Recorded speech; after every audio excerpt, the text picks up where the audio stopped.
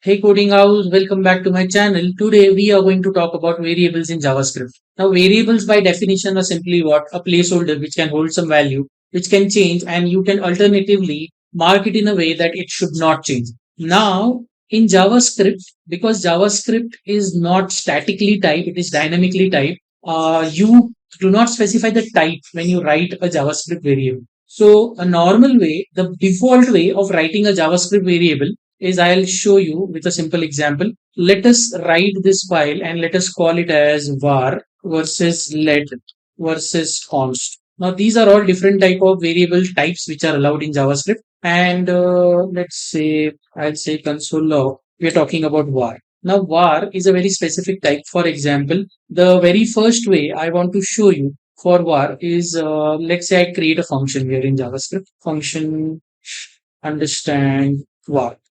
Now, when we talk about understand var, what we are trying to do here is I'll start a for. I'll say for var I is equal to 1, I is less than equal to let's say 10, I plus plus. Very simple for loop here.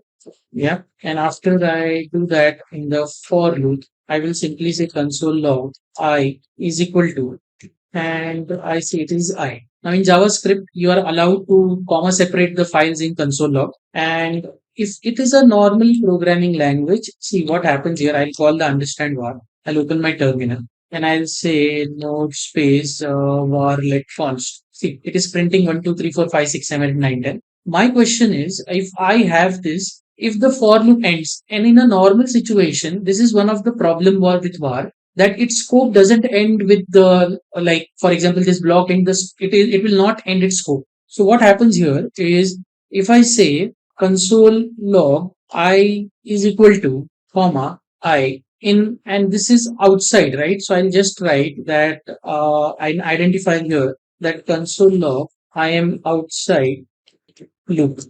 Okay, here I am outside the loop. And if I run this again, see what happens. 1, 2, 3, 4, 5, 6, 7, 8, 9, 10. This is the problem, folks. See what happens here is you cannot, like once the block is ended, the variable needs to die. This was a problem with JavaScript. So what they did, they bought in, they said, we are going to introduce the var will be now further divided into two. We'll either call it let or const. Now let or const does what? So let is what when you want a variable to be updated, and const is when you don't want a variable to be updated. So I do what? I say console log, and let's try to understand things about let. And if I go to let now, you can simply see I'm going to copy paste this. Yeah. And I'm going to just change that. Okay. I say understand let. Instead of var, I call it as let. Okay. And here too, I say understand let.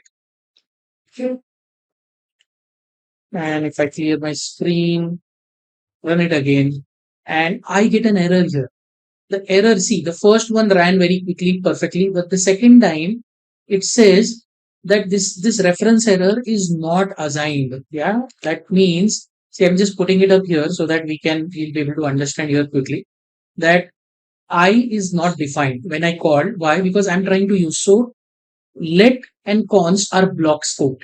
Yeah, whereas these are function scoped. It will be available anywhere inside the function for var. So that was one of the problem which was resolved.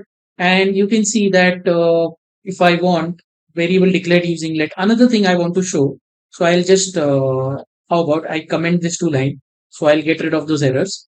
Then I want to show let name is equal to code width. Yeah, let name is equal to code width. And I say console log name. After that, I say name is equal to name dot concat, or let's concatenate using plus symbol. So I'll say code with space Z. And now I say console log of name again. So that allows me to do what? Let's clear screen this and run this again. And this time you can find, first time when I was printing, it is just printing code with, second time it is printing code with Z. So with let variable, it is obviously block scoped. It will not be allowed outside the block. Secondly, if there is any variable, I would be able to actually change it. I will be able to change my variable. And the last thing is, let's say I do console log for const. Okay, I do console log const. What do I do in console log const is, see, obviously these are also block scope, and const variable cannot be updated. Once the value is defined, you cannot update. So what is the another thing I'm going to do here is I will simply say const here. Let's say my employee count is 2000. I declare the value. I can use it any way I want. So let's say my employee count. But if you try to update, okay, see, so far, let's see what happens here. See, so far it is showing me that the count is 2000. But what if I try to update it and I say employee count is equal to employee count plus 1000 and run it again? See, this time it says assignment to the constant variable is not possible. This is the error it is giving to me. And so with const, the values cannot change. So the ideal situation in React Angular wherever is as a part of clean coding, start your variables with const. If need arise, then only convert it to let. That way you will not make any mistakes. So this was all about